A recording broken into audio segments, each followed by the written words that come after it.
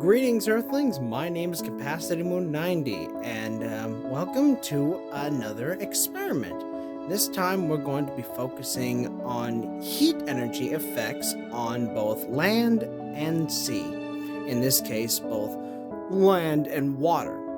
Now, we all know that heat is an important part of our planet. It supplies not only our life source, but it also provides the energy that our planet needs to sustain power.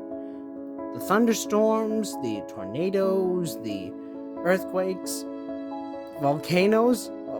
We live on a fiery planet. We need heat to survive. But what holds the heat more, land or sea? Well, technically, we're not just focusing on sea. We are focusing on fresh water at this point. So, we'll see what happens. Okay, I got both of my thermometers, and they both say the temperature is like 73 degrees. Here is my 60 gigawatt bulb, and here is my soil, and here's my water. Now, the goal here is to put each one of these things somehow. Just give me a moment. Okay, so far this is all I could do for my experiment. So now I gotta make sure these guys stay in their temperature, in their environments for about an hour under this lamp.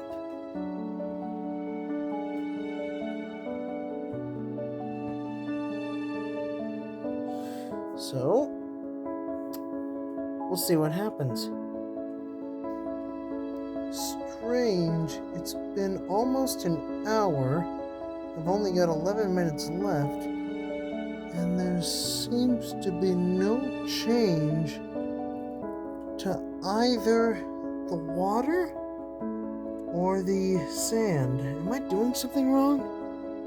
I hope not. Okay, maybe I might have used the wrong thermometers for this experiment, because I do not see any change in the thermometers for both land and water. However, I also noticed that I'm not getting much heat out of this lamp, or this bulb. I feel a little bit of heat coming from it, but not enough. Anyway, on to my second experiment, which involves putting these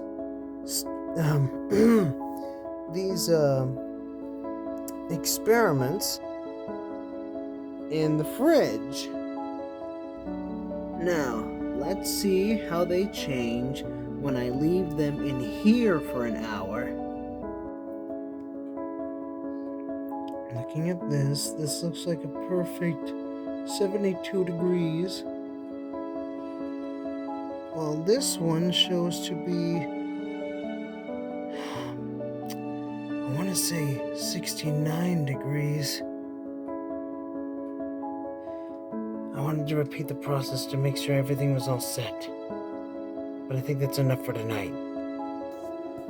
Okay, about an hour has passed for the thing.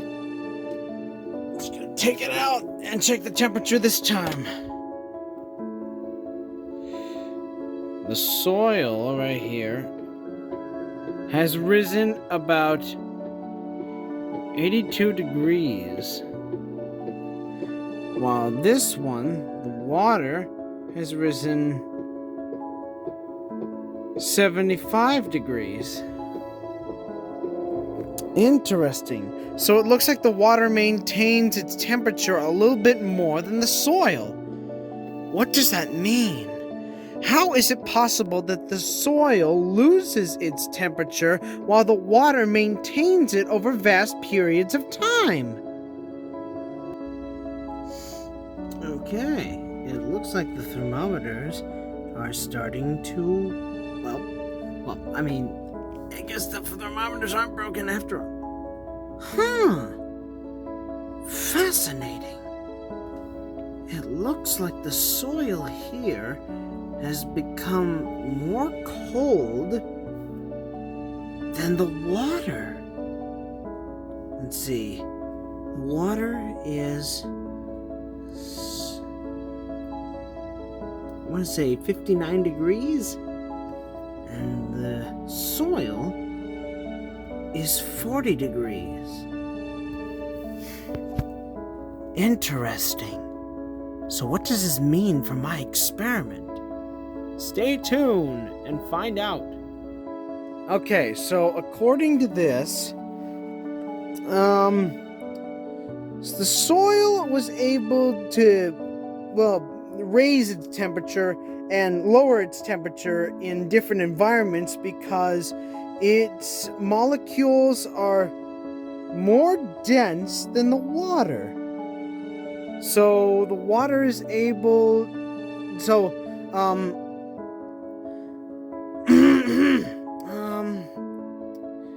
soil is able to disperse its energy a lot easier, plus gain more energy because the molecules in the soil are more dense than the ones in the water. Interesting. Anyways, that's all the time I got left for this. Hope you enjoyed this. Make sure to leave that like, comment, share, and or subscribe. I'm going to be continuing on with more of these until my class is over. Alright. Goodbye.